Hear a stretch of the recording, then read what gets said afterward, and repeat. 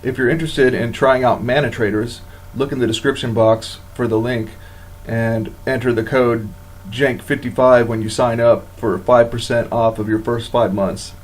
Good until April 22nd. Because of Mana Traders, I'm able to build all sorts of decks without having to buy the cards. It's a really great service. I recommend you try it out. Sling that Jank. Alright, Green, Black, Delve, and Pauper post matches. What do I think of the deck? I think it's pretty sweet. I really enjoy playing this deck. Could be a go-to deck for me and Pauper for sure. What's good about it is you can power out one of these Delve creatures like turn 3. You can have a turn 3 Angler. That's pretty strong. And Blastoderm is, I think, really strong as well. If it resolves, it's like really hard for your opponent to deal with, and very important, it trades with an opposing angler. So, even if they get an early angler, you could at least try to trade with them. Putrid Leech seemed like a really strong card, a lot stronger than I thought it was going to be. The evasiveness of it, just the fact that you can pump it to a 4/4 makes it like quite evasive, and it also is a black card. It can dodge Doomblade. So there is a limited amount of removal that can actually deal with it. Basically an Edict, or they have to double spell with like double Lightning Bolt, or they have to hit it with like a Terminate, which nobody plays. So it's a pretty solid card. The biggest complaint I have about the deck is the mana base, I think.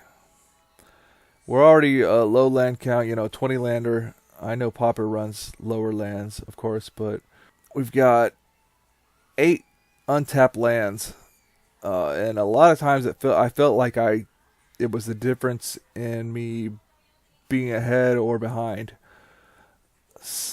If there was a possible change I would make to the mana base, maybe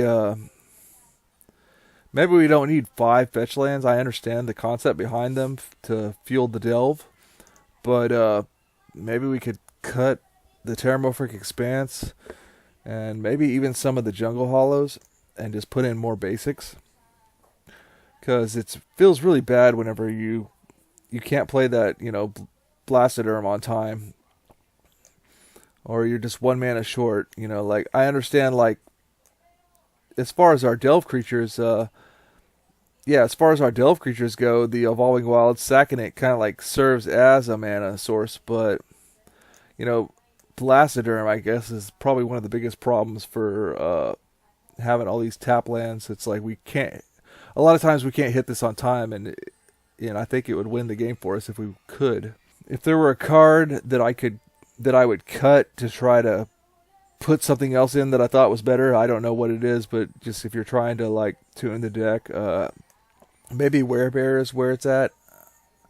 It does accelerate. I guess it kind of like helps with the Blastoderm plan, but I don't know.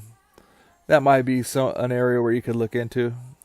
As far as the sideboard goes, I never used the Dryad. One big thing I noticed about the sideboard is that we're running green, but we have no cards in there, like no naturalized type cards in the sideboard, which to me seems kind of strange. Like, I think we want to have some kind of naturalized effect to be able to kill a artifact or an enchantment.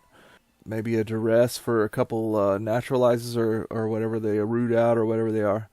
So overall, for a deck that costs 4 tickets or less, man, can't complain. This is a sweet deck for Pauper. I recommend you try it out for yourself and tune it to your liking.